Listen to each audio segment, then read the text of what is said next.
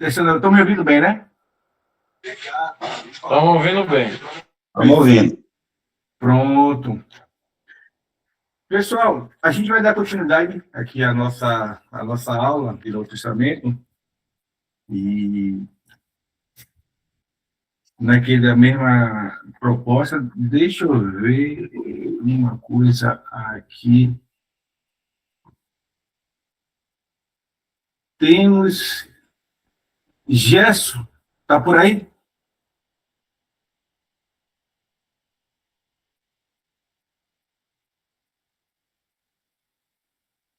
Pelo visto, não. Pessoal, tem um aluno novo na turma aí, Gerson, que está fazendo, aí o pessoal da secretaria pediu que eu apresentasse ele, mas quando entrar a gente faz as devidas apresentações, e aí a gente vai caminhar, porque o nosso tempo é pequeno, né? E a gente precisa caminhar aqui. Semana passada, a gente começou a falar sobre o cânon do Novo Testamento e vimos, na aula passada, justamente o que significa o termo cânon. E aí vimos lá que o termo cânon significa justamente uma régua de medir e passou, em dado momento, passou a ser utilizado para identificar os livros que foram aceitos como autoridade para a igreja. Depois, correto, Everson. Aí depois vimos que houve alguns critérios de canonização, e aí dentro desses critérios a gente viu a inspiração, os livros tinham que ser inspirados por Deus, e tratava-se, na verdade, de um reconhecimento da igreja, dessa inspiração de autoridade para dentro da igreja. Depois vimos que esses livros, eles passaram pelo critério que tinha sido escrito por um apóstolo ou por alguém próximo ao apóstolo, que aí, nesse caso entraria a figura de Lucas aí, e Marcos. Vimos também a questão da ortodoxia, a sã doutrina, ela tinha que estar em harmonia com os ensinamentos de Jesus. Vimos que esses livros deveriam estar escritos no século I, então vimos da Antiguidade, e uma outra característica desses livros, para serem aceitos, era justamente o uso eclesiástico, o seu uso universal. Então, esses eram os critérios que foram utilizados pela igreja justamente para o reconhecimento desses livros. Então, os 27 livros, vimos semana passada, que esses 27 livros que hoje nós temos no cânon do Novo Testamento, eles foram livros que não é que a igreja aceitou de forma autoritária, pelo contrário, o Espírito Santo orientou a igreja justamente a reconhecer nesses livros que eram livros que foram livros inspirados por Deus. Então, essa que é a grande questão. Então, os livros que nós temos foram livros que, durante um período, a igreja entendeu e aceitou como livros que serviriam e servem como orientação para a igreja. Hoje, na nossa aula de hoje, a gente vai ver o contexto histórico, eclesiástico e teológico dessa formação do cânon. Então, a gente vai ver todo esse contexto aí. E, no fim, a gente vai falar um pouco sobre a consolidação, o período final, onde esses livros foram aceitos em um concílio, lá, através de Atanásio de Alexandria, que manda uma carta, justamente ele consolidando, né, todas essas cartas. Então, a nossa aula de hoje termina nessa nossa primeira parte aí do cânon do Novo Testamento. Voltando, e aí explicando, porque eu sempre gosto de trazer esse pano de fundo. O conhecimento da formação do cânon, ele é necessário justamente para a nossa caminhada. Então, para conhecer o Novo Testamento, para a gente interpretar os textos do Novo Testamento, é necessário como foi feito esse livro, porque foi feito esse livro. E como é que se deu essa formação. Então, o estudante bíblico, ele precisa conhecer justamente todo esse contexto, né, histórico aí do cânon. Prossigamos, então, para as dimensões históricas da formação do cânon do Novo Testamento. A formação do cânon do Novo Testamento não pode ser compreendida de maneira isolada ou abstrata, até porque eu preciso entender que a revelação ela acontece no tempo. Deus se revela no tempo. Então, a mensagem de Deus se revela, Deus se auto-revela dentro do contexto histórico. Então, não tem como eu compreender essa revelação divina de uma outra maneira. Eu não posso entender como é que Deus se revelou, como Deus se manifestou à humanidade, se não entender o contexto na qual se revela, ou seja, é a linguagem utilizada por Deus para se revelar à humanidade, aconteceu dentro de um contexto histórico. Então, é necessário que eu compreenda esse contexto. Um momentinho só, pessoal, rapidinho, já volto.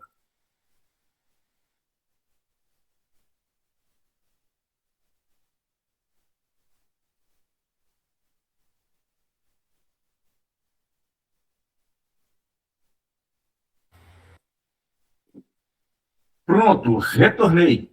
E aí o que acontece? Então a gente precisa, e essa é algo que a gente aprende nas primeiras lições de teologia, introdução à teologia, introdução bíblica, que a revelação de Deus ela acontece dentro de um contexto histórico. Então esse contexto é um contexto real, concreto, onde se tem desafios políticos, existem transformações sociais, existem transformações eclesiásticas, e aí, quando a gente vai entender o Império Romano, isso lá na frente, a gente vai ver que, em dado momento, o Império Romano era uma religião que entendia e aceitava e permitia o caminhar dos cristãos, e aí, em dado momento, existe essa mudança, esse próprio império começa a perseguir os cristãos, então, essas transformações que acontece dentro do contexto político, sociológico, as transformações dentro da própria comunidade. Em dado momento, eu tenho uma comunidade que ela nem pensa ter gentios no seu seio. E agora, daqui a pouco, a gente vai ver justamente essas pessoas que não são judeus fazerem parte dessa comunidade. Então, toda essa transformação, ela gera conflitos. E é aquilo que a gente sempre fala, quando eu penso diferente do outro, vai gerar um embate. A proposta, e a gente vai ver isso quando a gente estuda os textos bíblicos, é que esses embates não gerem divisões. Pode gerar conflitos, pode gerar divergências, mas a gente não pode perder o nosso alvo, a nossa meta, que é a glorificação, viver aqui a glória eterna. Mas é justamente por isso que eu preciso compreender esse contexto histórico. O reconhecimento dos livros canônicos foi profundamente influenciado por essas circunstâncias. Então, a gente vai ver que justamente todo esse cenário influenciou bastante justamente o reconhecimento por parte da igreja dos livros que nós chamamos de canônicos. Então, essa aí é justamente a nossa caminhada.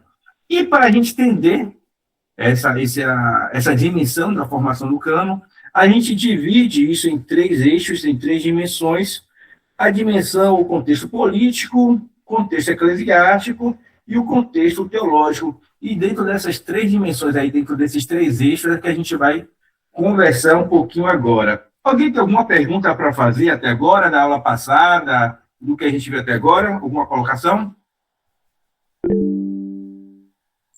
Amém, Ceará? Diga aí, Everson. Amém.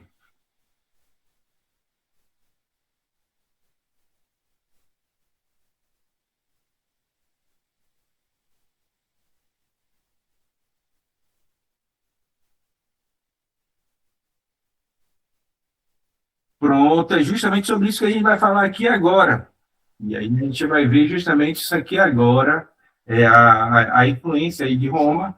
E não só digo de Roma, e se a gente for estudar, e eu gosto muito do texto de Paul Tillich, quando ele fala do pensamento cristão no primeiro capítulo, que ele fala que todo o período intertestamentário, os 400 anos de silêncio, foi necessário para a chegada do cristianismo. Então, a gente entender que a história era coordenada por Deus. Então, preciso entender isso desde o início, que lá em Gênesis, quando Deus cria todas as coisas, então domina todas as coisas, o Deus Criador é Senhor, e toda a história que a gente vai presenciar dentro da Bíblia é uma história que está sendo dirigida por Deus. Então, de forma especial, a gente destaca Roma por causa da nossa perspectiva aqui de estudo, mas, de maneira geral, toda a história ela é benéfica dentro dessa perspectiva da direção de Deus para o Evangelho chegar até nós. Então, a gente vai ver, para responder sua pergunta, a gente vai ver justamente aqui agora alguns elementos, não são todos, porque se a gente está falando de toda uma história, tem vários elementos, mas alguns elementos que eu destaco aqui como importantes aqui para a gente compreender. Mas se tiver outros aí, é questão de vocês anotarem, ver, justamente as nossas lições, elas servem, as nossas leituras, justamente para a gente ampliar esse cabedal aí de informações, mas eu vou citar aqui alguns que influenciaram aí, nesse primeiro momento aqui, aquilo que a gente tem como cristianismo, né, primitivo. Então, a primeira coisa, o evangelho, né, ele tem um destaque, ele ganha caminho assim, justamente porque ele acontece dentro do Império Romano. Então, essa característica aqui, e aí a ideia do tempo oportuno de Deus, o kairos de Deus aqui nesse caso, aqui esse tempo oportuno aqui, foi o momento mais específico para o desenvolvimento. Diga, Ceará. Professor, dentro do contexto aí que o senhor está falando aí, eu tenho uma dúvida aqui que eu acho que, não sei se os irmãos também têm. Eu analiso uma coisa, será que o contexto do Império Romano entrar para o cristianismo foi algo que Deus assim permitiu, ou seja, Deus fez da vontade dele, escreveu aquilo, ou será que foi uma apostasia? E aí lá na frente Deus lidou com isso? Na verdade, Ceará, eu parto do princípio que todas as coisas são controladas por Deus. Todas. Entendeu? Então, eu não penso, aí é uma questão de compreensão minha, eu não penso que alguma coisa fuja do controle de Deus e Deus precisa realizar um plano B para consertar algo, entendeu?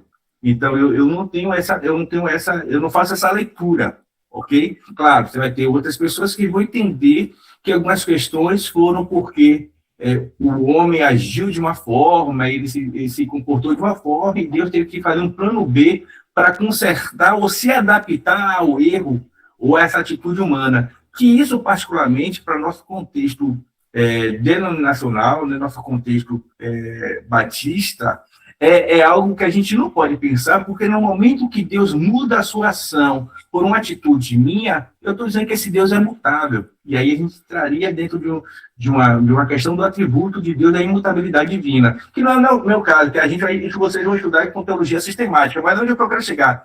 Eu não consigo compreender, né? Aí é uma questão, aí eu peço até perdão a vocês, que é uma compreensão minha, vocês têm liberdade também de pensar um pouco diferente da minha, mas eu não consigo compreender que o Império Romano foi um plano B, ou que Deus tem que fazer um ajuste para consertar uma atitude equivocada, você está entendendo? Eu penso que tudo aconteceu dentro do propósito divino, inclusive é o que a gente está tratando aqui. E é tão interessante que o momento do Império Romano estava tanto no plano da redenção que aconteceu justamente nesse período. Então, o plano da redenção ela começa lá quando Deus forma todas as coisas, e a gente vai ver que o plano da redenção ela não acontece no jardim do Éden, acontece antes, na formação do próprio mundo. Então, eu não penso, respondendo a sua pergunta, eu não penso que foi um plano B, um ajuste, entendeu? Eu entendo que foi algo já pensado desde a eternidade. Mas, novamente, eu digo, isso é um pensamento que eu tenho. Aí é que é a questão. A nossa denominação, ela pensa nesse formato também. Mas isso também não impede de vocês pensarem diferente, ok? Mas a gente pode formular algumas ideias, assim, desde que não fuja tanto da questão para heresia, nem para... Perfeito, perfeito. Só não pode ser heresia. A heresia é que realmente não pode, mas se for algo dentro dessa base fundamental da fé, não teria nenhum problema. Diga, Everson.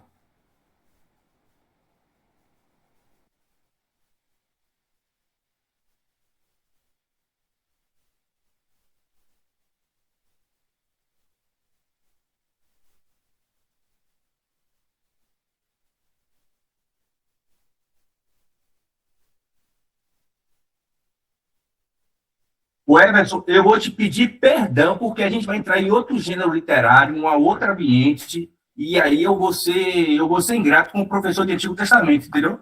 E aí me permita aí, me perdoe de coração, porque aí eu vou roubar. Viu? Pronto. Só me peço perdão, porque eu não gosto de entrar, porque eu posso falar alguma coisa contrária do professor de Antigo Testamento, e aí seria, viu? Mas obrigado mesmo pela contribuição. Vai desculpando aí qualquer coisa, porque de vez em quando para não ficar em mal lençóis com o colega. Diga, Valquíris. Boa noite, professor. Boa. Graças a Deus a todos. Professor, eu só gostaria de saber as contribuições do helenismo para o cristianismo. Bora fazer o seguinte, a gente vai discutir essas questões aqui, e aí uma das coisas foi justamente a compreensão de corpo, a compreensão de alma, esses elementos de corpo, alma, espírito. O helenismo trouxe essa questão, a filosofia nesse sentido, trouxe essas contribuições para o cristianismo. Quando Paulo lá vai falar da ressurreição, quando Paulo vai falar da alma, são elementos que você tem presente na cultura grego-romana, na cultura helenística, entendeu? Então, você vai ver isso muito presente. Novamente, não tem como a gente discutir também, aí você vê o tanto platonismo que o Paulo utiliza.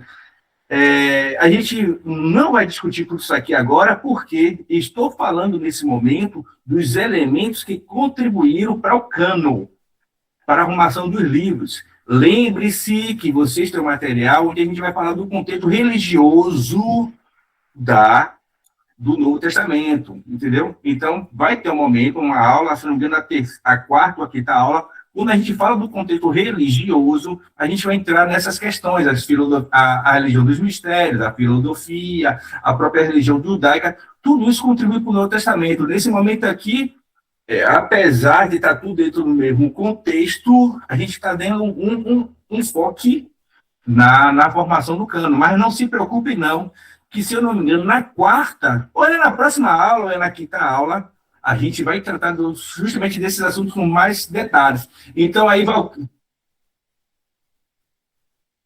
Não faz...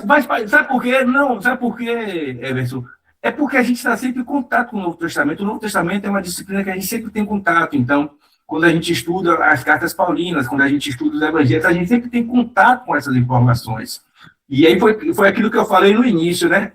Eu, como professor, preciso de vez em quando dar uma parada, porque o que acontece? Pode ter algum aluno que não teve ainda esse contato. Então, a gente tem comunidades onde os seus líderes, os seus pastores, ele investe muito na educação. Então, você tem justamente toda essa compreensão. Já tem outros colegas que não tiveram esse privilégio, não tiveram essa graça.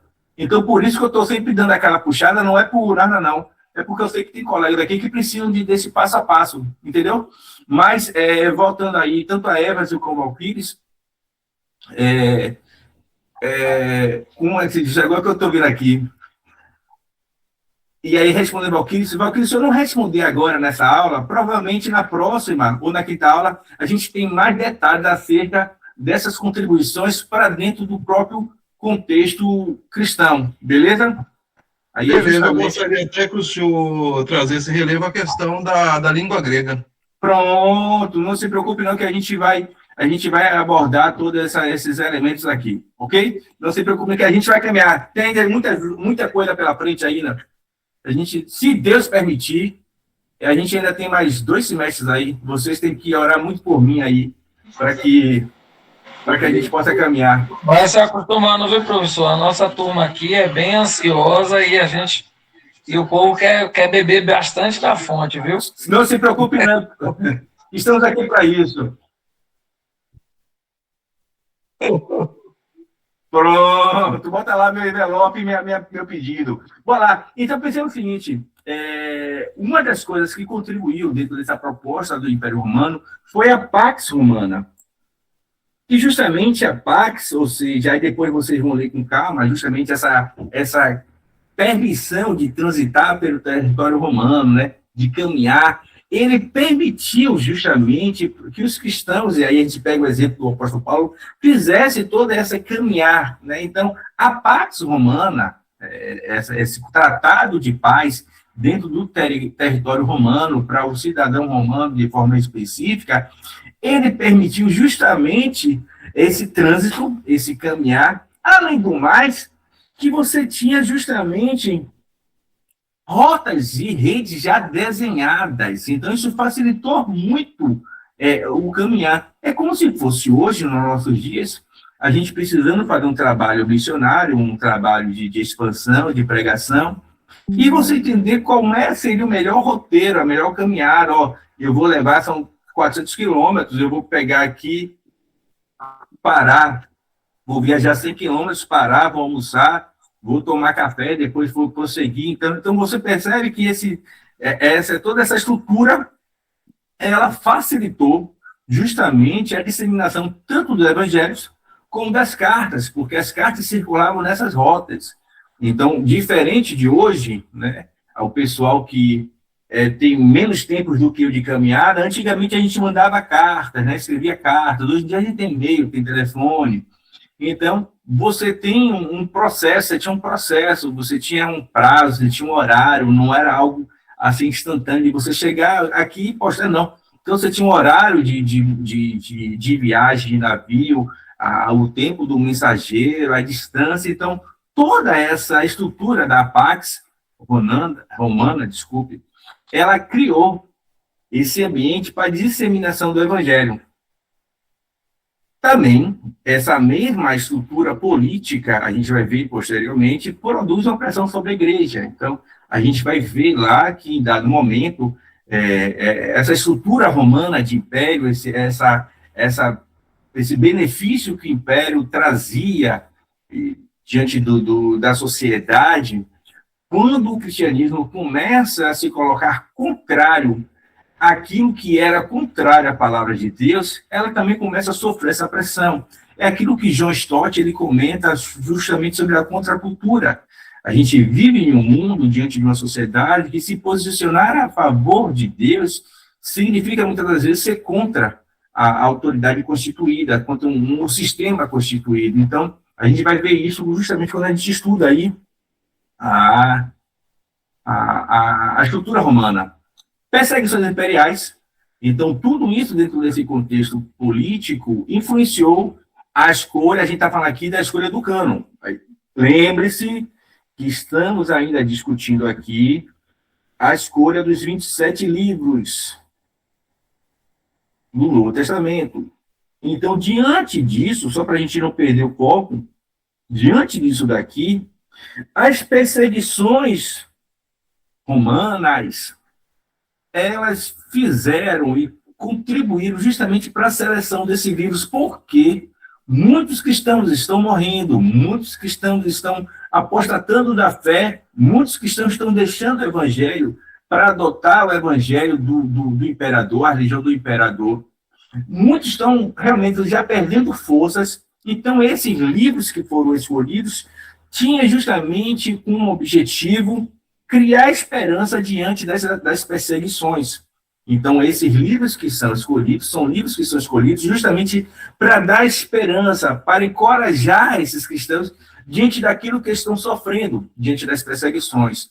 Uma outra questão em relação à escolha desses livros, novamente, estamos falando do cânon do Novo Testamento, é a dimensão de defesa, a apologética, a apologia em favor da fé. Então, como a gente viu, essa paz, essa tranquilidade, esse trânsito permitido, fez com que também outras religiões chegassem dentro da estrutura, dentro do seio do cristianismo.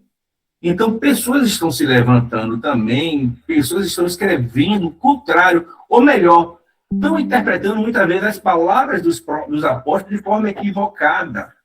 Então, livros são escolhidos, são reconhecidos dentro da igreja, com que objetivo? Justamente aquilo que a gente falou da preservação da ortodoxia, da sã doutrina. Então, esses livros são escolhidos com a preocupação de apresentar o cristianismo verdadeiro, o cristianismo apostólico, os ensinos dos apóstolos. Então, você tem dentro dessa estrutura aí, política, a perseguição do império, a dimensão apologética aqui, aí você vai ver tanto a questão da religião, de mistérios, a religião. Um exemplo, e a gente vai ver justamente quando o César era o Senhor, Quírio César, e a igreja começa a entender, e a igreja tem como fundamento de fé, Jesus Cristo é o Senhor, Jesus é o Senhor. E justamente é necessário defender essa base de fé, que Jesus é Senhor, o Senhor é Jesus. E aí esses textos são escritos justamente para dizer por que é que Jesus é o Senhor. Então esses livros têm essa proposta também. Outra coisa é a queda de Jerusalém, do Templo de Jerusalém. Perfeito, Gilmário. Ela não cria, ela reconhece o que já é autoridade. Então, aquilo que me inspirou, aquilo que me ajudou a vencer diante da mensagem do Evangelho, eu começo também a sugerir a outras pessoas. Então, justamente, a gente não tem aqui uma imposição, mas um reconhecimento. A destruição do templo pelos romanos marcou um ponto decisivo na história judaica e cristã. Então, a gente vai ver justamente lá, quando o templo é destruído, e você agora não tem mais esse referencial de templo, no sentido de lugar fixo, você vai perceber que o cristianismo ele traz esse renovo, porque agora, onde 2 ou 3 estiverem reunidos, é em casa, é em barco, aonde for, você tem essa perspectiva de viver o amor, de estudar a palavra. Então, essa queda, esse símbolo de fé, sim, a gente vai ver que uma das características, a gente viu, aí a gente vai aqui lembrar da aula passada, que uma das características era justamente o uso eclesiástico, o uso universal. Então, os livros foram escritos justamente para que esse uso seja esse uso coletivo do texto. Então, sim, o apóstolo escreve entendendo que aquele problema ali não era só de uma comunidade, de uma pessoa, ela poderia ser de todos. Só não pode fazer isso no dia da minha avaliação, pelo amor de Deus, viu? Mas enquanto aqui tem como a gente resgatar.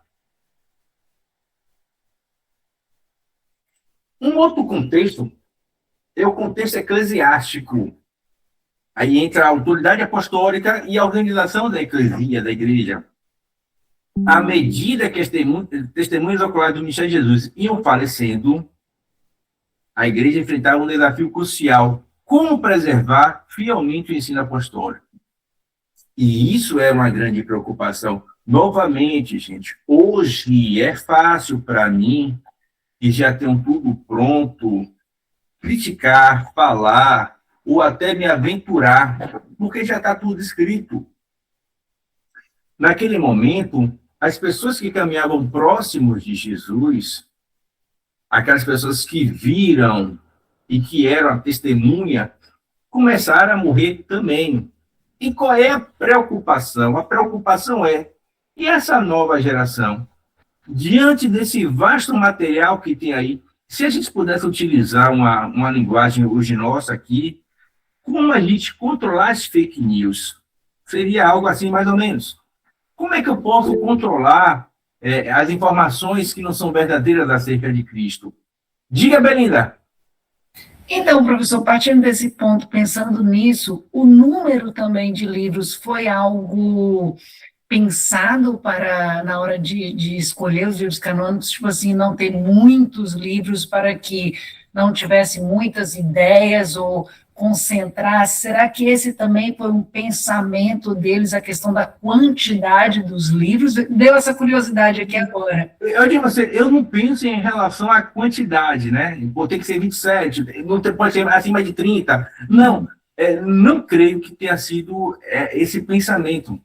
Não. Eu acho que o que limitou realmente foi que esses livros realmente correspondessem àqueles critérios lá estabelecidos. Uhum. Então, na dúvida, eu prefiro não colocar, porque o que a gente está falando aqui é de algo muito sensível mesmo. Uhum. Imagine que o cristianismo ele pode ser confundido com a outra religião. E qual é a preocupação? A mensagem do evangelho ser confundida.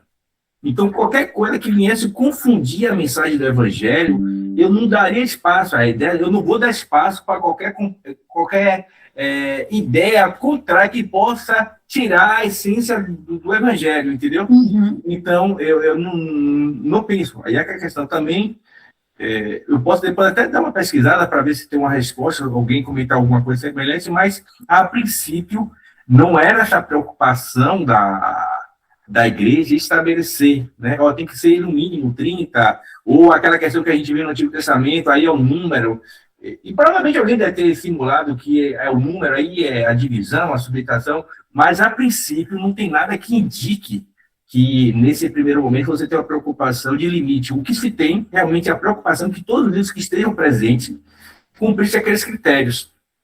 E outro detalhe, né, importante aqui que a gente vai ver. Como você vai ter muito livro escrito, né, de pseudo-autor, ou seja, tem muita carta circulando com o nome de Paulo, tem muita carta circulando com o nome de Tiago. Então, a preocupação é que uma dessas cartas heréticas entrasse e contaminasse a igreja. Então, o que eu pudesse fazer para ficar um filtro realmente fino, eu vou fazer para que não venha contaminar a mensagem do Evangelho. A preocupação aí agora, diferente, me permite aqui fazer só essa digressão aqui, né, rápida. Diferente dos nossos dias, que a gente muitas das vezes está preocupada com a quantidade dentro da igreja, na época dos cristãos, dos primeiros cristãos, a preocupação é quem é que vai realmente representar Cristo. Quem é que vai ser o percussor da mensagem do Evangelho? Então, você vai ter justamente essa diferenciação. Hoje, talvez a gente tenha uma preocupação, tem que vir todo mundo, mas lá naquela época não, tinha que ser. Até mesmo porque, gente, antes de Marcos falar, não esqueça não, Marcos. Me permita aqui coisa rápida, porque é por isso que eu digo, eu me empolgo, também não posso me empolgar muito, não. Perceba só, Belina. E quando digo Belina, é porque ela perguntou para a gente pensar aqui todo mundo. O cristianismo, ele era uma religião que está sendo mal vista pelo Império Romano. Ou seja, os membros dessa religião, da religião do caminho, poderiam ser mortos pelo Império. Ou seja, eu não posso colocar qualquer um dentro da minha casa, porque essa pessoa pode ser um traidor. Essa pessoa pode entregar toda a minha comunidade. E tem um filme, uma série, que eu assisti em 2 anos, que tem Paulo e Lucas. A preocupação, se não me engano é Paulo, apóstolo Latão, uma coisa assim, a preocupação que o filme traz é justamente quem é que vai fazer parte dessa comunidade, porque se vier alguém mal intencionado, ele pode colocar toda a mensagem do Evangelho, todo esse grupo aqui, em perigo.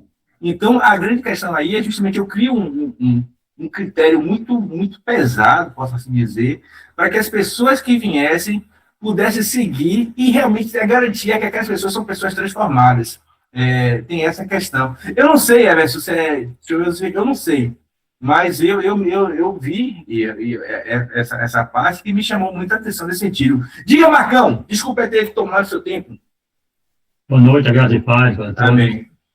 Partindo um ponto dessa pergunta da irmã Belinda, um ponto interessante, eu penso assim, né, que esses pais, essas pessoas que estão envolvidas na seleção dos livros, eu acho que o Espírito Santo orientou e guiou muito esses homens.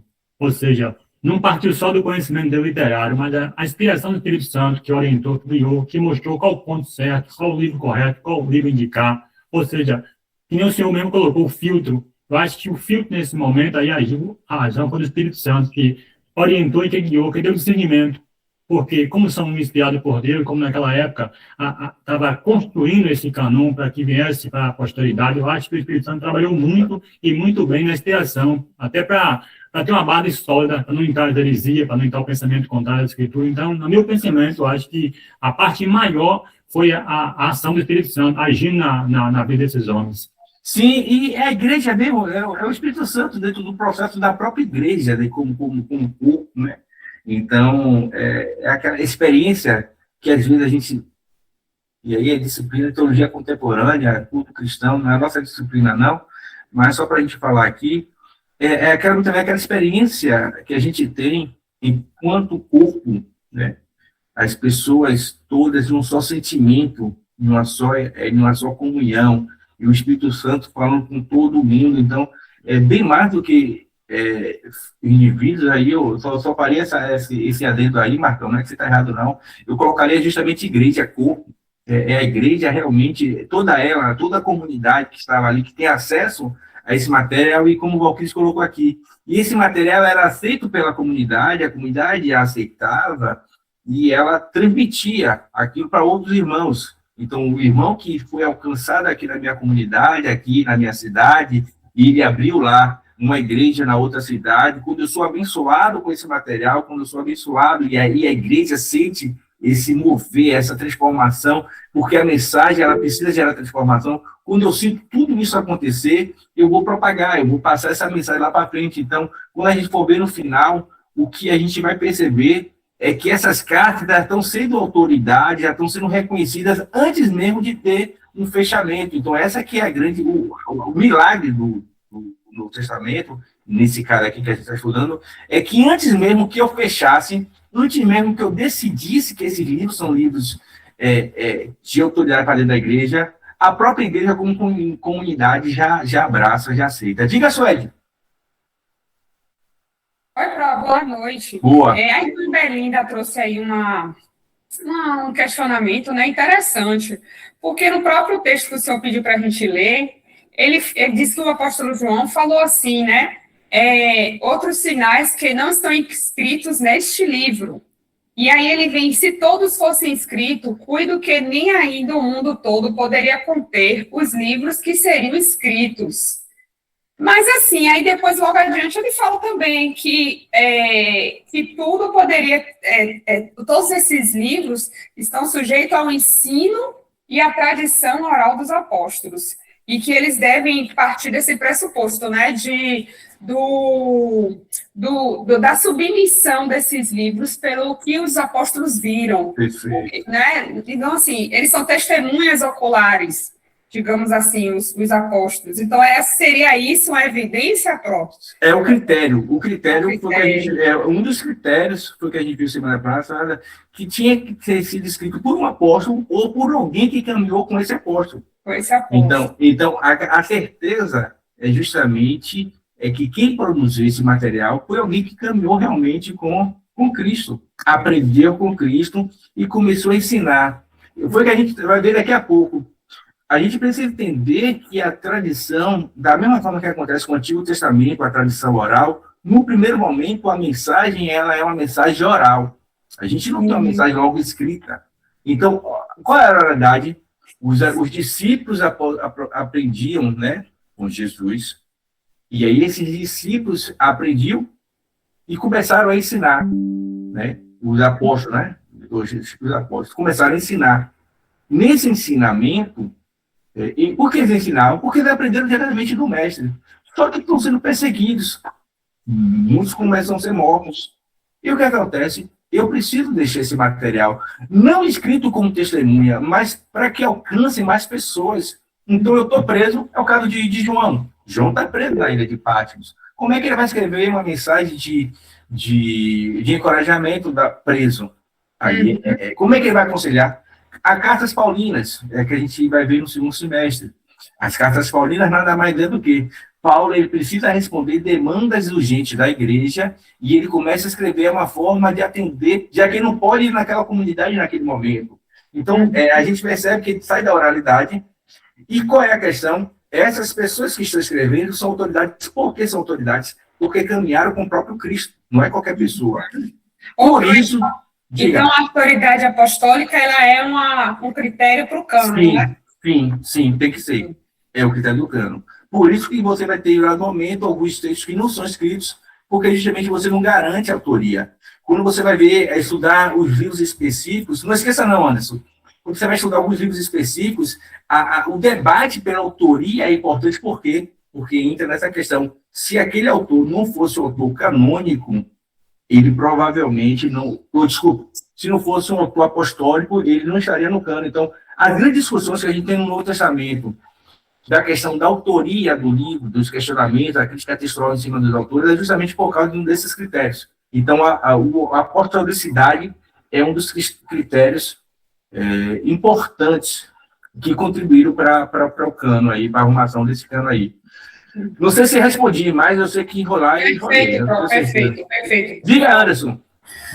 Professor, nessa linha de discussão, né, que o Suede trouxe, que os colegas estão trazendo aí, né, você falou assim, tem essa importância da questão dos apóstolos, de reconhecer a apostolicidade dos textos, né, mas também não teve muita responsabilidade, por exemplo, na mão de poucas pessoas como tradutores da Vulgata, como foi traduzida por Jerônimo, né, de selecionar, por exemplo, dizer assim, olha, esses textos aqui são históricos, são importantes, mas eles ficaram à parte, que os católicos chamam de deuterocanônicos, né, e nós colocamos como apócrifos, né, assim, não ficou muita, vamos dizer assim, muita responsabilidade nessa questão também da questão das traduções para determinar essas autorias, ou até como você falou, né, a dificuldade de determinar se era um livro apostólico ou não. Olha bem, a gente entraria na discussão do que nós chamamos da interpretação da própria hermenêutica dos textos bíblicos, entendeu? Aí seria justamente dentro da perspectiva das escolas de interpretações dos textos. E interessante o que você está falando é o que acontece até hoje, entendeu, Anderson? Até hoje isso acontece muito. Imagino. Então, a gente tem textos que a gente não prega, tem textos que a gente não gosta de utilizar na igreja, porque a gente acha que a nossa igreja não está preparada, ou que a igreja não vai entender, como se eu tivesse autoridade e juízo de dizer, ó, esse texto pode ser lido ou não pode ser lido. Então, perceba que esse sentimento humano é um sentimento que até hoje a gente tem, né? Então, a gente não lê Cantares, a gente não lê Judas, porque a gente acha isso é tanto mais. Então, perceba que o que você está afirmando aqui é algo real e comprovado, porque hoje muitas vezes a gente faz. Em relação aos textos apócrifos e os textos canônicos, a grande questão é que os canônicos eles não entrariam nessa discussão, porque o sentimento que a tradição tem, que a igreja tem, que são textos que foram escolhidos pelo próprio Jesus, pelo próprio Espírito Santo. O Espírito Santo que desde 27. O que vai acontecer depois com a Igreja Católica, a gente vai perceber que vai ter toda uma mudança, os concílios, as necessidades. Então, os apócrifos que entram, os deuterocanônicos que entram a partir de uma outra perspectiva. Até mesmo porque, aí novamente, a gente precisaria estudar outros canos, e existia outras relações de livros existente naquela época, entendeu? E entra até a questão da datação, né, que você falou na aula passada também, né, que alguns desses deuterocanônicos, eles são muito à frente, né, dos primeiros anos da igreja, né? Século 3 e 4, entendeu? Então, o que acontece? Então, o que a gente está vendo aí, o que você traz, e obrigado aí pela sua contribuição e a contribuição do pessoal, eu fico feliz com essa turma, viu? Eu não sei se é bom para mim, porque eu começo a me empolgar, mas eu agradeço pela essa turma mesmo. Gente, nesse caso aí de Anderson, qual é a grande questão? O que é que a gente precisa aí agora, e não caberia. Como o nosso seminário, até para nível de satisfação, como o nosso seminário, ela tem uma corrente, né? A nossa Convenção Batista Brasileira segue uma linha, uma corrente, a gente compreende que o cânon são os 27 livros, a gente não se detém muito com as outras formações. Mas se vocês quiserem depois ver, existem outras formações. A gente vai ver o cano do Marcião. O cano de Marcião é um cano, é uma relação fechada, onde a gente vai ver que ele escolhe o seguinte, tem livros aqui que não é de Deus, do Novo Testamento, não vou colocar. Então, você vai ter vários outros canos. Quando chega a Vulgata, esqueci dele agora, Jerônimo, quando você pega a Vulgata, ele vai trabalhar com uma outra relação de livros, que aquela comunidade entende como livros inspirados. Você não vai ter só cristianismo dentro da perspectiva de Israel, você vai ter um cristianismo no Egito, você vai ter cristianismo na Etiópia, então você vai ter outras comunidades que, de acordo à necessidade, só vou botar aqui rapidinho, só para a gente ver um negócio aqui. Perceba que uma das coisas que eu falei, que o cano, né, ele foi influenciado por circunstâncias, por contexto. Então, você vai ter cristianismo, claro, o cristianismo que a gente estuda, que a gente visualiza, que a gente debruça, foi aquele cristianismo que se desenvolveu naquela região ali da Palestina. Mas a gente não pode esquecer que esse evangelho alcançou fronteiras além daquela da Palestina. Então, você vai ter um cristianismo dentro além do continente africano, você vai ter, por exemplo, na Etiópia, você vai ter cristianismo ali justamente na região ali no Egito, onde essas pessoas estão passando por dificuldades, onde outros livros vieram e ajudaram nessa construção. Então, respondendo à pergunta de Anderson, sim, há uma questão política, eu não posso dizer que não, uma preocupação realmente de você zelar. Em relação à tradução, isso a gente comete até hoje, Então, quando a gente for estudar lá, quando vocês estudarem hermenêutica e exegese, vocês vão perceber muitas das vezes a questão dos códices, dos documentos, eles sofrem, isso o copista, ele entende que deve fazer diferente ou não. Isso acontece com as nossas traduções em brasileiro, ou em português, desculpa, em português, como João Ferreira de Almeida em diante, mas nesse nosso... Eu ia falar isso, né, que você tem aquele final longo de Marcos, né, tem toda essa situação que vai mais da hermenêutica. Né? Mas nesse caso aqui, na nossa questão aqui, não é fugir, é a gente entender que a gente faz um recorte, porque realmente essa parte, ela é muito longa mesmo, entendeu? Tem outros, então qual é a minha sugestão? É procurar aí a formação do cânon. Você vai ter F.F. Bruce, escreve justamente o cânon, a formação do cânon. Então, você vai ter outros livros que falam sobre justamente essa escolha do cânon, dos livros, os outros cânones, que existiam outros livros de outras bíblicos, né? Que aí você vai ver justamente a Vulgata, a Bíblia Católica, ela utiliza justamente esse cânon. Então, você vai ter lá livros diferentes dos nossos, mas porque realmente é vasto. Foi aquilo que Belinda falou mais cedo. São vários. O nosso caso, os 27 livros, não houve uma determinação, assim, a gente tem que ser 27 para ser diferente de tudo, não. Porque os livros que a igreja aceitaram, e não tinha dúvida.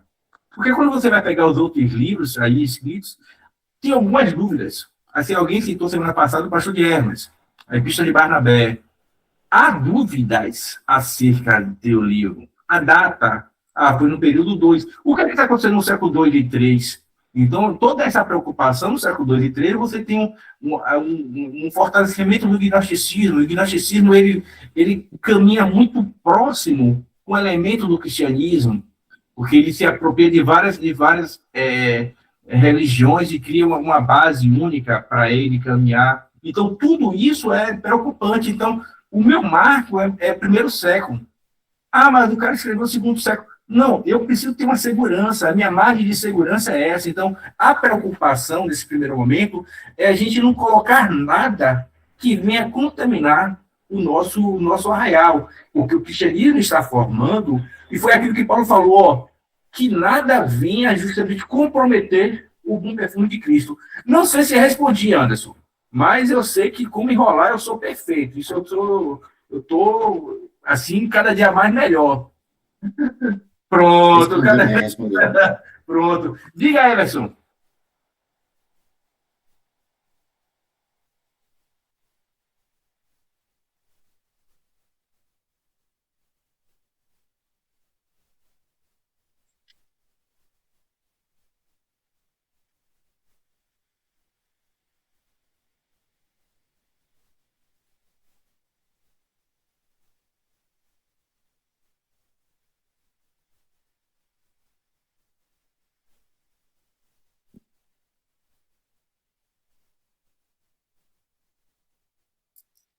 Pronto, foi aquilo que eu falei com o Anderson nesse instante. Você vai ter todos esses elementos. Aí já entraria a questão do estudo da escola da hermenêutica, a escola da interpretação, as interpretações que eram utilizadas por essas escolas. Aí você vem a outra questão dos concílios, aí a história do cristianismo. Então, você percebe que você tem vários fatores que influenciam. E foi o que eu falei com o Anderson. A minha atitude hoje, se eu tenho essa atitude diante de alguns textos, por que no passado não teriam também? Então, realmente, é um assunto realmente legal, bacana, mas não tem como a gente se debruçar, porque vai fugir justamente da nossa proposta. Então, a gente teria de ver os outros cânones, as outras formações, as outras estruturas de contexto histórico. Pensei que a gente precisou falar do contexto político, contexto histórico, contexto eclesiástico. Então, todos esses elementos são necessários para a gente poder compreender por que é que aquelas comunidades escolheram aquela lista de livros. Então, perceba que realmente são perguntas viáveis, e eu sempre comento o seguinte: é interessante essas nossas aulas aqui, essas perguntas que a gente faz em aula, porque quando a gente vai pensar no nosso tema de final de curso, a gente tem tantas ideias boas que a gente pensa aqui nas aulas, a gente não anota, e quando a gente vai para o nosso tema de final de curso, para escrever nosso artigo, a gente diz, professor, eu não sei, eu não tenho nenhuma ideia. Então, a gente poderia pegar esses temas, já que eu não posso aqui explorar com vocês, anotar, e se é uma pergunta, uma problemática para o seu trabalho. Justamente as outras relações dos textos bíblicos, os outros cânones existentes, a questão se há uma questão política, ou, como o Everson trouxe aqui, a influência do cânon mauritano em cima do texto do cânon protestante. Então, são perguntas que a gente pode fazer, são perguntas válidas, são perguntas da academia, só que não tem como eu responder a vocês agora, justamente pela questão da nossa proposta acadêmica. Então, o que eu posso dizer aqui a você é o seguinte, ó, é necessário fazer uma leitura, e se for um tema que arder no meu coração, eu vou começar a pesquisar para escrever meu artigo nesse sentido, entendeu? Eu vou ficar devendo a você e a Anderson, Everson, essa resposta, porque realmente fugiria um pouco da nossa dinâmica aqui, viu? E acontece... Não, agora não. Agora, porque eu respondi a Anderson... Fique tranquilo. Aí, como eu respondi a Anderson, já decorei. Nós absorvemos sua consciência. Pronto. O mesmo ocorreu com os evangelhos, que gradualmente esses escritos adquiriram autoridade semelhante às escrituras do Antigo Testamento. Então, perceba que você tem uma questão oral, né? Você tem a oralidade, o ensino de boca a boca, e com dado momento, a necessidade justamente de comunicar, de chegar a mais pessoas. Essas cartas, que foram os primeiros momentos, foram justamente copiadas e repassadas. E a gente vai ver no final justamente que toda essa dinâmica resultou nos 27 livros que nós temos aqui agora. Marcião, justamente que a gente está falando aqui nesse instante, ele influenciou também nessa formação do cânon. Por que ele influenciou? Porque Marcião, ele justamente criou, então você tem um cânon de Marcião, e aí respondendo a pergunta aí de Everson, houve influência? Houve, está vendo aqui que o cânon de Marcião, ele influenciou justamente na escolha dos livros. Então perceba que há influência sim, houve influência sim. Agora não tem como a gente debruçar em todas. Então, quando Marcião, ele rejeita o Antigo Testamento e rejeita alguns livros do Novo Testamento, porque ele diz, ó, esses textos do Novo Testamento, ele fala muito, por exemplo, a Carta de Hebreus fala muito do Antigo, ele achava, e ele entendia que o Deus do Antigo Testamento é um Deus mau e perverso, diferente do Deus da graça do Novo Testamento. Então, ele cria uma carta ali, cria um cano, né? Cano marciano, uma lista de livros que ele tem, que são livros de autoridade, que devem servir à igreja. Então, justamente, essa é a preocupação, que você começa a... E, como a gente falou, como precisava estar em conformidade com o estudo, a pregação dos apóstolos, e a gente percebe que os apóstolos faziam questão de apontar o Deus do Antigo Testamento, a mensagem do Antigo Testamento. Então, perceba que esse cânon, ele vai totalmente contrário aos critérios estabelecidos da sã doutrina, da ortodoxia. Então, perceba que a preocupação foi justamente essa. Imagine só se esse cânon passa. Como é que seria o evangelho a partir, como é que seriam as comunidades vivendo a partir dessa ideia que o Antigo Testamento não presta, não tem valor, porque o Deus do Antigo Testamento, ele é um Deus mau, perverso. Então, perceba o prejuízo que estaria aos elementos de fé se esses livros, se esse cânon, ele é recebido pelas igrejas, e nesse início de caminhada, esses livros justamente... Então, perceba, ó, o cânon dele é composto por uma versão editada do Evangelho de Lucas e 10 cartas de Paulo. Então, perceba que ele vai cortar os evangelhos, vai cortar cartas paulinas, vai cortar o Apocalipse, justamente porque ele entendia que não era o mesmo Deus e não tinha por que viver essa. Um outro fator que influenciou dentro dessa formação, a gente está falando da formação dos livros, a gente viu justamente, só para reforçar, a mudança da oralidade para a escrita, a questão do cânon de Marcião, agora, justamente, a organização de episcopado. Líderes como Inácio de Antioquia e Policarpo de Esmina enfatizaram a importância da liderança episcopal para proteger a ortodoxia, ou seja, bispo para proteger a sã doutrina. Então, a proposta aqui, nesse primeiro momento, aí vocês vão ver isso melhor quando estudarem aí a história da igreja, lá no primeiro momento, qual é a grande questão? Eu precisava ter líderes que servissem justamente como sinalizador, como um filtro, como ponte para a doutrina, para essa doutrina. Então, eu sempre comento que seria justamente esses líderes aqui, os bispos, nesse caso aqui específico da história, eles ficariam aqui filtrando os ensinos que viam e só deixava passar aquilo que era sã doutrina. Então, uma das formas que se tem justamente de proteger essa sã doutrina era estabelecimento de líderes, pessoas que tinham perfil, pessoas que eram aprovadas. Muitos desses líderes, nesse primeiro momento, eram discípulos dos apóstolos. Justamente foi uma um dos elementos que auxiliaram justamente a aceitação. Então, quem foi que indicou, quem é que está usando, que passou pela aprovação de quem? Pela comunidade de Inácio. Não, Inácio é homem de Deus, ele foi discípulo, foi, pronto. Então, todos esses elementos contribuíram justamente para essa aceitação. Além disso, o uso contínuo e universal desses livros ajudou no reconhecimento da Bíblia. Diga, Ceará.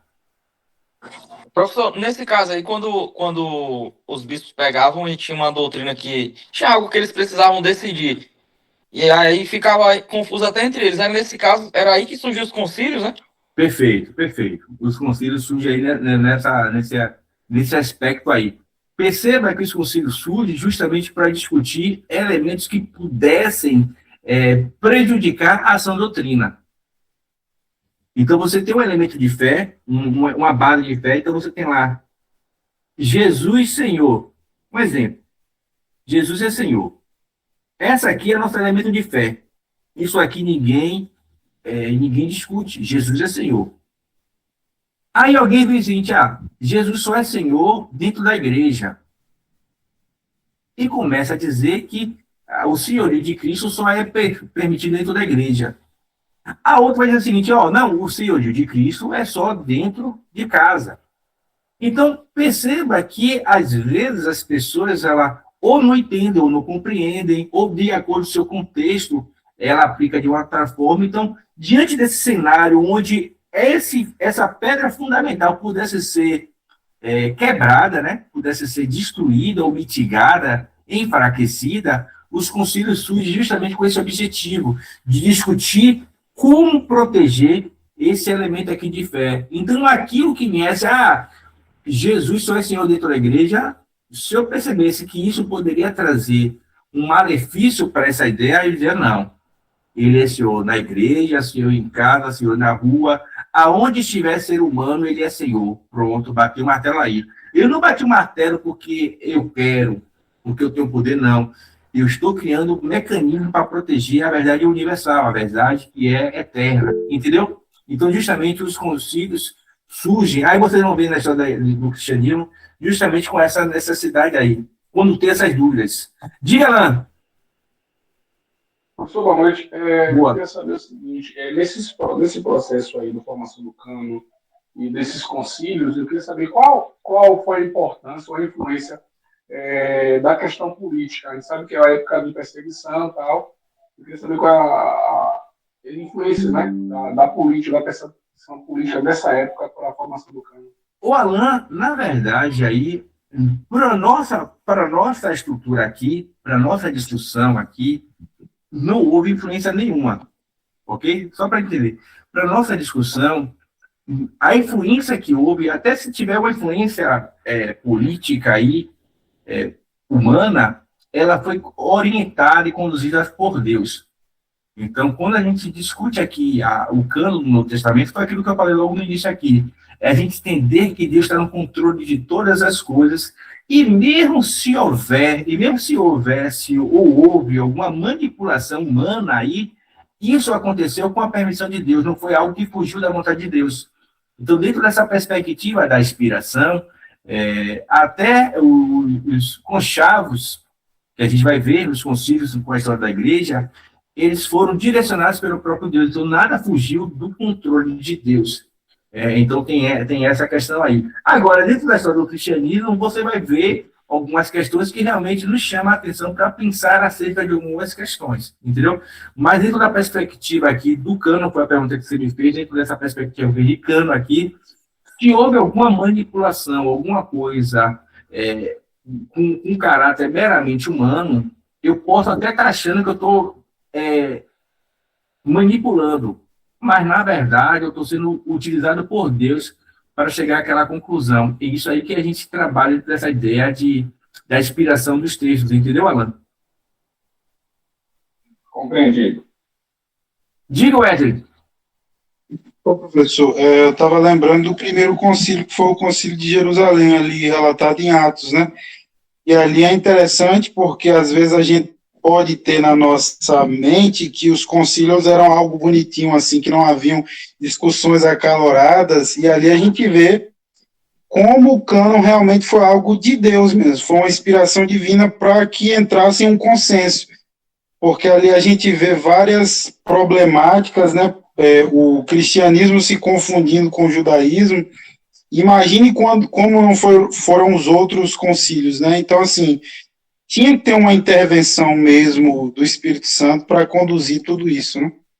Perfeito. E justamente por causa dessas experiências é que você agora vai ter líderes, que é justamente esses bispos que surgem, com essa função justamente de organizar, de filtrar, de sistematizar e dar autoridade a esses materiais que estão sendo justamente difundidos. Na perspectiva teológica, você vai ter justamente o combate às heresias e justamente a defesa da fé. E aí você vai ter o gnosticismo, e novamente a gente vai discutir sobre o gnosticismo de forma mais detalhada um pouquinho lá na frente, e aí você vai ver que o gnosticismo, ele questionava a questão da natureza, da dupla natureza de Cristo. Entendeu? Então, isso vai ter influência muito forte dentro do plano da redenção, da mensagem da redenção.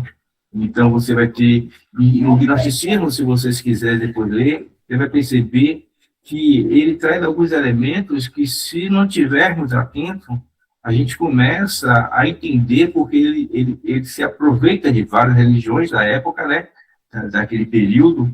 E aquilo que eles podiam encaixar, eles encaixavam. Uma das questões é que Jesus Cristo ou era 100% homem, ou foi 100% Deus. E na hora da crucificação, o que a gente vai ter ali vai ter sempre um homem. Então, isso vai questionar justamente o plano da salvação, o plano da redenção. Então, isso é preocupante naquele momento, porque se essa verdade ela passa, também são correntes nesse sentido. Se essa verdade ela passa, justamente vai entrar em contato, em confronto justamente com a mensagem do Evangelho. Um outro ponto é justamente aquilo que o Wesley trouxe aí. Se tinha uma ideia nesse primeiro momento que o cristianismo, que a religião do caminho, era uma religião, uma seita judaica. Quando a gente for falar aí das seitas judaicas, do primeiro século, vocês vão ver essas seitas, e o cristianismo, a religião do caminho, né, a seita do caminho, ela era tida como uma seita judaica que veio para oxigenizar justamente o judaísmo que estava morrendo. Então, você vai ver, e aí o concílio que o Wesley trouxe para a gente aqui, vai discutir justamente essa realidade, onde começa a se impor elementos judaicos dentro dessa nova proposta. Então, você vai ver aí Gálatas, Romanos falando justamente sobre a questão da lei, você botar novamente para uma ideia, uma estrutura da religião judaica. Então, o judaísmo, aí nesse caso também, foi um elemento que influenciou na arrumação desses textos, na arrumação desses livros, para que fortalecesse a fé desses novos irmãos. Obras como o Pastor de Hermas, a gente viu, e o Didaquê, foram estimadas em certas comunidades, mas não foram incluídas no cano por não atenderem critérios de apostolicidade e antiguidade. Oi, Valquíris. Professor, a Igreja Católica, ela roga para si que foi através do Papa Damaso I, no Concílio 397, parece que foi o Concílio de Cartago, em que eles aprovaram, a Igreja Católica aprovou o cânon. O que o senhor poderia nos falar a respeito dessa afirmativa?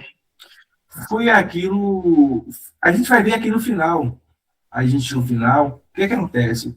O cânon, ele foi progressivo, essas cartas estão sendo arrumadas, as cartas estão sendo ajeitadas, e chega no concílio, concílio 39, uma coisa assim, no ano 367, não sei, que a gente vai ver daqui a pouco, justamente, Atanásio de Alexandria, ele gera uma relação de livros que são tidos como inspirados para a igreja. Com o decorrer do tempo, essas cartas vão sendo questionadas, né? Então, a questão da autoria, a questão da datação, e tudo isso, a igreja é uma forma de controle da igreja. Então, principalmente a Igreja Católica, porque a Igreja Católica tem a perspectiva do magistério. Então, diferente da Igreja Reformada, a Igreja Católica, ela não permite que seus membros tenham a livre interpretação do texto bíblico. Então, toda a leitura, toda a interpretação, toda a compreensão do texto, ela precisa ser feita a partir do magistério, a partir justamente do padre, do papa e seus assessores, do ensino do magistério, como eles utilizam. Então, você vai ter sempre esses elementos. Então, é algo, sim, eles vão trazer para si justamente por causa dessa proposta do magistério da igreja, do controle da igreja, entendeu? Mas aí, voltando novamente, no nosso caso aqui, a gente não se debruça, porque o que a gente se interessa é justamente os 27 primeiros livros. A partir daí, para a gente, aquilo que a gente entende como livros canônicos não nos afeta, entendeu, Valquíris? Mas você vai ter em vários momentos essa colocação da própria igreja, ou colocando, ou tirando, ou questionando a autoria, porque faz parte justamente desse primeiro momento e os concílios. E aí você vai ter outros concílios que vão discutir outras coisas. E aí você vai ter concílio que entra, vai ter concílio que tira, depois retorna novamente, entendeu? Então, aí é uma questão mesmo da própria história, do decorrer do processo dos textos canônicos. A autoria vai acontecer a mesma coisa, as interpretações, a interpretação alegórica, as interpretações textuais, tudo isso a Igreja Católica tem esse domínio aí, né? Faz parte da estrutura dela, diferente da gente. A gente não tem, a gente entende que é o Espírito Santo que interpreta e o sacerdócio universal do crente permite que ele vá, entenda e interprete a Bíblia, entendeu? Não sei se essa é a resposta que você queria ouvir, mas qualquer coisa a gente tenta, se não te ficar claro, a gente responde. Ficou claro? Professor, eu disse a respeito dessa afirmativa, né? Eu já li alguns livros católicos em que eles afirmam que foi a igreja que criou o Novo Testamento, que durante 400 anos nenhuma igreja a igreja não tinha a Bíblia, eles foram que formaram o cânon. Então, muitas vezes eles passam isso na cara da gente, que assim, vocês usam a Bíblia contra nós, mas somos nós que produzimos a Bíblia. Tipo assim. Mas entenda só, Valquíris, se a gente for ver a história, eles não estão errados. Por quê? Quando a gente se separa da Igreja Católica, foi a partir da Reforma. Bom, sim. Nesse momento aí da história, você só tem uma única igreja. Então, nesse momento que a gente está discutindo, você só vai ter a Igreja Universal. Quando se fala católica, em alguns textos, em alguns livros, está falando dessa Igreja Universal. Então, nesse momento da escolha, você só tem uma única igreja, que é a Igreja Cristã. Então, querendo ou não, quando eles colocam isso, eles colocam porque eles entendem que eles são os primeiros. Então, a Igreja Reformada, a Igreja da Reforma, ela é a segunda igreja, porque foi a divisão da igreja católica, então eles se colocam como primazes do processo, porque eles entendem que nós saímos deles. Então, se a gente for analisar essa linha de tempo, sem razão, porque dentro da linha de tempo nós não existíamos, existia só a igreja cristã. Então, todo esse processo que está acontecendo, aqui que a gente está discutindo, você tem a igreja cristã. A igreja cristã, ela está nesse processo, então realmente eles têm razão. Quando o cânon foi aceito, fechado, consolidado, você só tinha uma igreja cristã. E aí, o que é que eles falam? E outra coisa, isso eles pregam e afirmam justamente por causa da proposta do magistério. Toda interpretação da Bíblia precisa partir deles. E uma das questões é justamente essa daí, entendeu? Então, nessa discussão aí, realmente, eu digo a você, não tem como, para mim, né, Davi, eu não tenho como dizer que eles estão errados, eles estão certos, porque realmente, nesse momento aí, você só tem uma igreja cristã. Então, agora, a partir da reforma, aí é diferente, a partir da reforma a gente pode discutir, mas até a reforma, né, até lá, Lutero, lá, toda aquela discussão que a gente conhece na história do cristianismo, eles têm razão, porque a gente era uma coisa só, não eram dois. Entendeu, Marquinhos? Então, perfeitamente. Essa igreja ela começa a ser chamada católica através de Inácio de Antioquia do ano 108.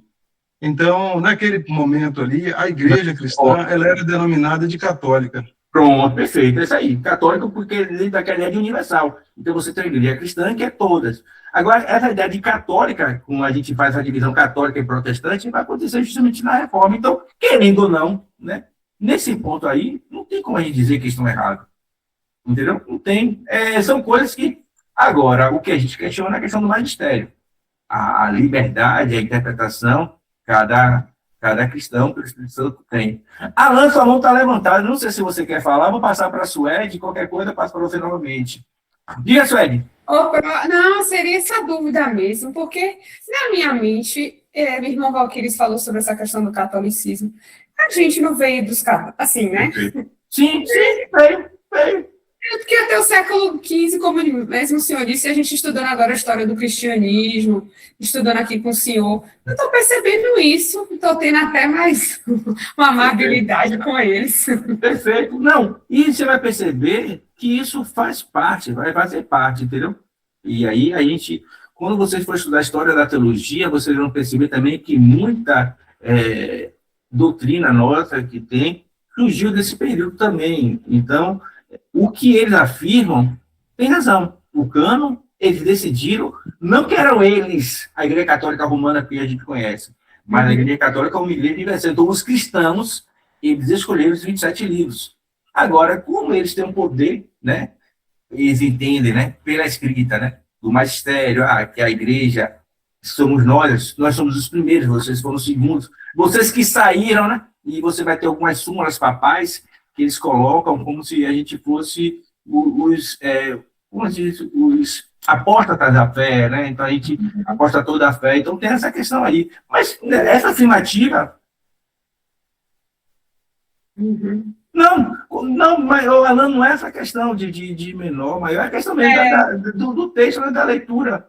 E não tem como a gente discutir, faz parte da história. Diga, Magdiel, nunca sei a pronúncia. Boa noite, professor. Boa. Professor, eu tenho uma dúvida aqui. Observando a tabela, quadro do livro aqui, fala que no Concílio de Nicéia, né?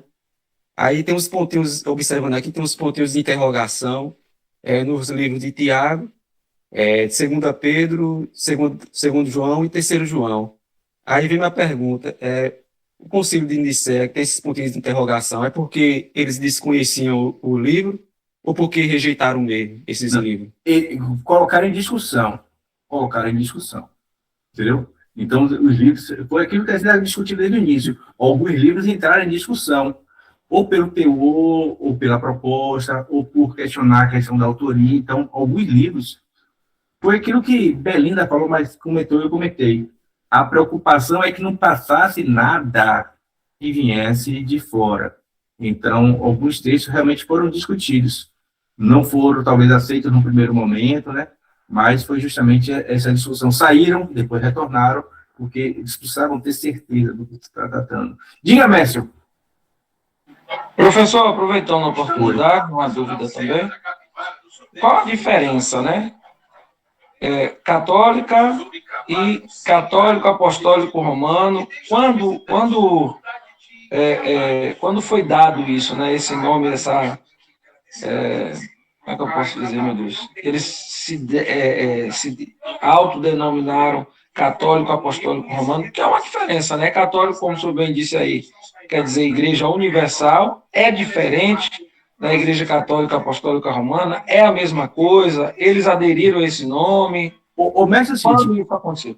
a pessoa mais indicada para te responder isso vai ser o professor de História do Cristianismo, mas vamos, porque eu já não dei a resposta aqui, só para a gente não ficar... que é o seguinte, vai depender do contexto que o termo é utilizado, entendeu? Então, quando você estiver lendo um material que tiver lá a palavra católica, dentro do sentido do primeiro século, no primeiro século da história do cristianismo, provavelmente deve estar se falando da Igreja Universal, da Igreja Geral, beleza? Então, o que vai me dizer, nesse primeiro momento, o que é que se trata aquele termo católico, é justamente o período que está sendo relatado.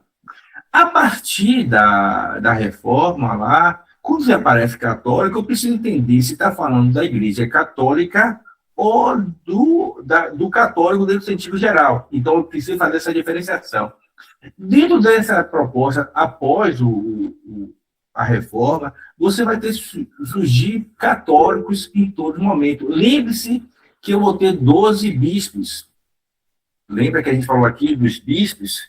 E aí seria algo que vocês vão discutir justamente, cadê aqui os bispos aqui? Organização do episcopado? Oi. Rapidinho, Everson, para não cortar, para responder a Emerson, desculpa. Rapidinho. Então, acontece. Então, perceba o seguinte, quando você tem essa divisão dos bispos, então você vai ter bispo em Roma, bispo em Alexandria, então você vai ter vários bispos, né? E aí entra aí, ou depois disso, você vai ter várias culturas. Então, você vai ter o católico copta, você vai ter o católico ocidental. Então, essas nomenclaturas são nomenclaturas decorrentes dessa história da igreja, entendeu? Então, essa história da igreja, a que mais se conhecemos é a católica romana, porque é justamente o centro, é o império. Então, tem esse destaque por ser realmente a principal. Mas se você for procurar, você vai ver que tem vários outros segmentos de catolicismo que surgiram justamente derivadas desses bispos do primeiro momento. Agora, isso quem vai te responder melhor mesmo é seu professor de História do Cristianismo. Entendeu? Mas aí é só para você não sair sem resposta, que eu já deixei 2 sem resposta aqui, para não dizer que você não está... Obrigado, viu? Por nada. Diga, Everson.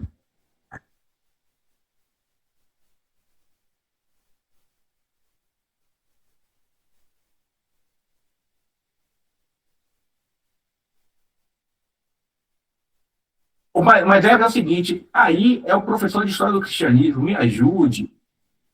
Entendeu? Uma aula, pessoal. Me ajude, porque se eu for de encontro professor, a aula está sendo gravada, daqui a professor diz, poxa, a aula é minha história do cristianismo, o cara está falando da minha história do cristianismo. Então, para evitar qualquer tipo de complicação, entendeu? Então, eu falei por...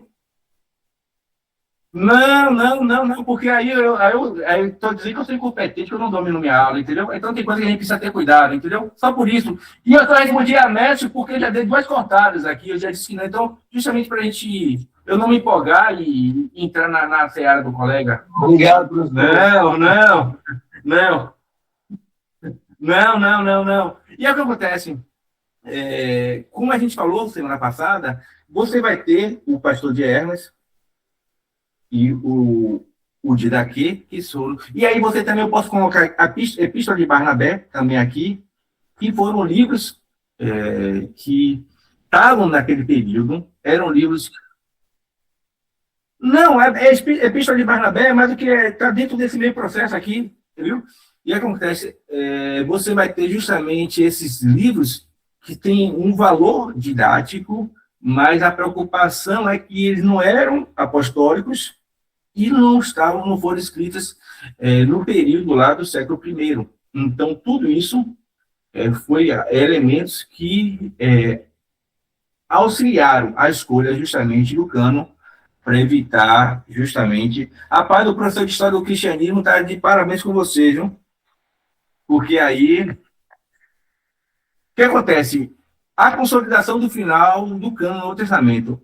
Após um longo processo, e aí foi o que a gente está falando aqui, houve um processo grande de discernimento teológico, uso litúrgico e reconhecimento progressivo das igrejas. O cânon do Novo Testamento alcançou sua consolidação no século IV. Foi justamente o que o nosso irmão Valquírio está falando. Ó, no século IV, depois de todo um processo,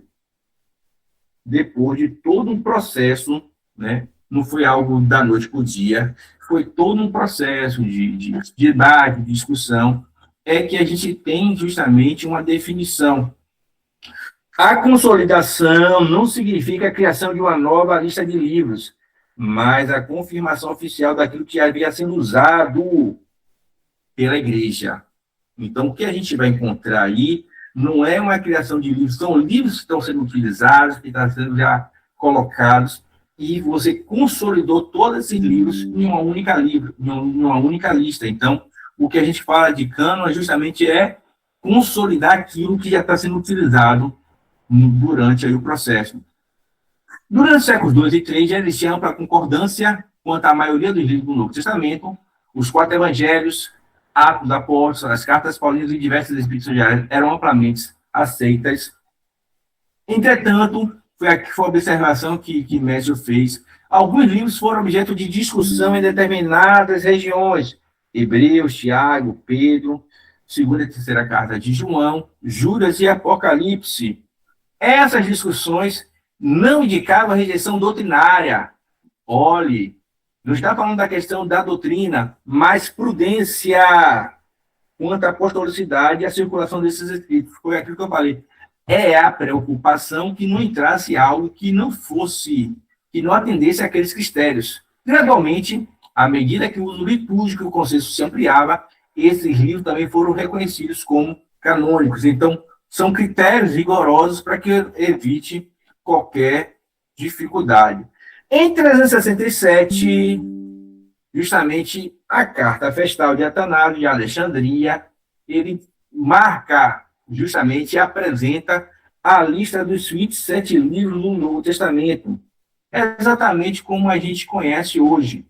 Atanásio distingue claramente entre livros canônicos, livros úteis para a leitura devocional, escritos heréticos. Então, foi uma carta, foi um documento para as igrejas, justamente demonstrando quais são os livros que devem. Então, perceba que o documento não foi um documento específico, mas, não, um documento circular de preocupação seguinte, esses livros são livros para a fé.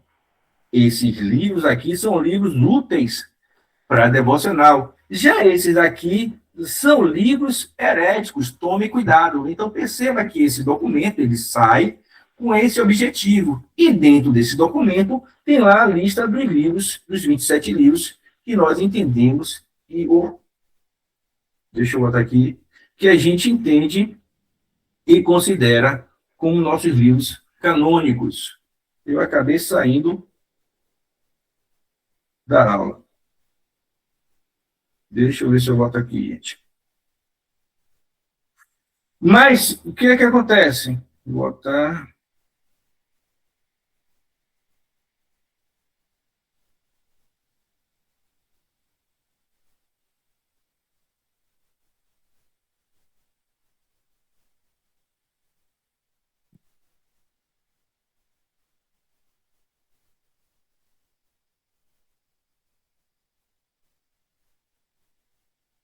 Pronto. O Concílio de Hipona e Cartago, 397 e 490, são concílios regionais de Hipona, confirmam oficialmente a lista dos 17 livros do Novo Testamento, aquilo que nosso irmão Valquírio está falando. Esses concílios não criaram o cânon, foi aquilo que está falando. Eles simplesmente reconheceram formalmente os livros. Então, não há uma criação, mas é um reconhecimento daquilo que a igreja já utilizava. Não sei se a gente começa a responder aquelas perguntas que a gente foi feita, entendeu, Aquiles? Então, eles não é que eles criaram, simplesmente eles reconheceram dentro da proposta da igreja, como justamente líder, né? Liderança, e de reconhecer esse portal, como assim digo. É fundamental compreender que das decisões conciliares tiveram caráter confirmatório. Eles confirmaram aquilo que já existia. E não criativo, eles não criaram, eles simplesmente confirmaram aquilo que a comunidade cristã já entendia como autoridade de livros.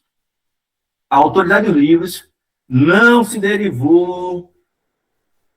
Olhe, a autoridade dos livros não se derivou dos concílios. Antes, os concílios reconheceram a autoridade inerente nos escritos apostólicos. Os concílios reconheceram a autoridade dos livros? Não. O concílio não, deram... é isso que eu estou entendendo. Não, os concílios deram autoridade aos livros? Não. Os concílios não deram autoridade aos livros. Os livros já tinham autoridade, já. Uhum. Simplesmente só foi reconhecida essa autoridade. Os livros já eram autoridade. Já era um livro de fé e prática, já. Entendeu? Então, o livro de Lucas, por exemplo, ele não ganhou, ele não recebeu uma autenticação de autoridade, não. Ele foi visto, já que já era autoridade, já tinha aplicação prática na vida da igreja. Então, a gente vai perceber justamente isso. Do ponto de vista teológico, a consolidação do cânon expressa a convicção de que Deus preservou sua providência, o testemunho apostólico necessário à edificação da igreja.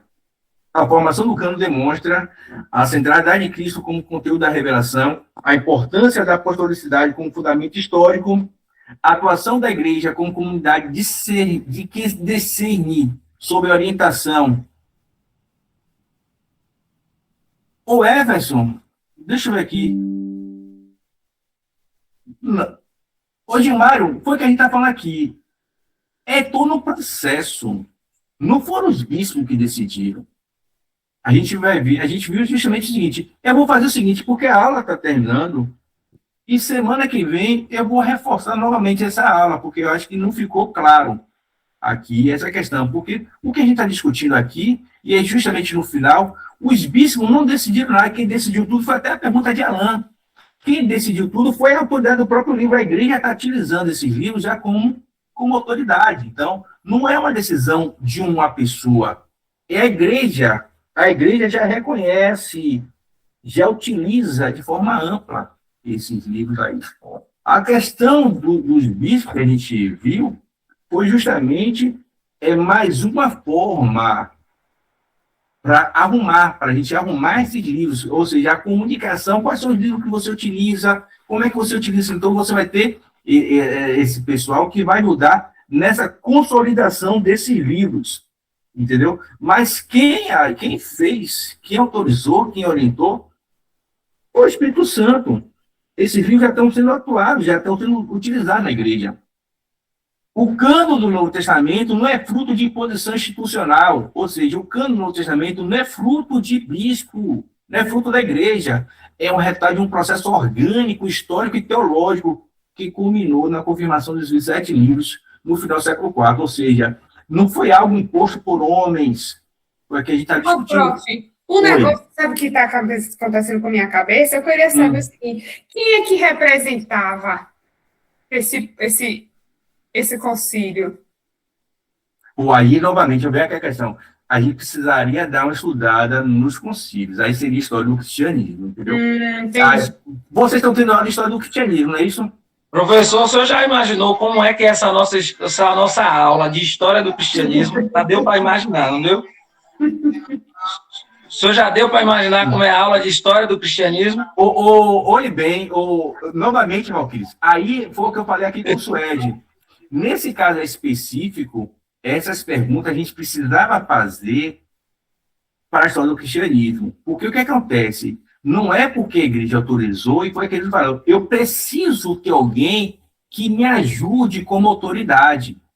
Então, a igreja reconhece, sim, a gente está falando de coletividade de igreja, mas eu preciso ter alguém que justamente faça esse filtro, que faça essa comunicação. Alguém que tenha autoridade, que possa justamente debater, que possa brigar, que possa defender, entendeu?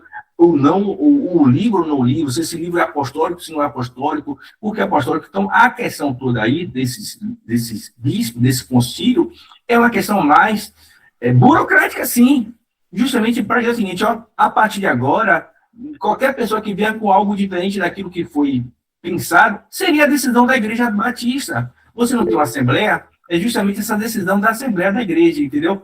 Alain, meu irmão, eu só vou te dar 30 segundos por causa do meu horário, por causa do outro professor. Professor, então a gente pode dizer que os bispos, os concílios, fizeram a seleção daqueles livros que atendem os critérios e os que não atendem os critérios? Seleção não, fizeram reconhecimento. Entendeu? Sim, mas reconhecer que uma obra é e a outra não é, não seria selecionar essa aqui é e essa não Pronto. é, essa não é. Não, se for nesse sentido, eles vão confirmar e vão bater o martelo, ok? O que acontece?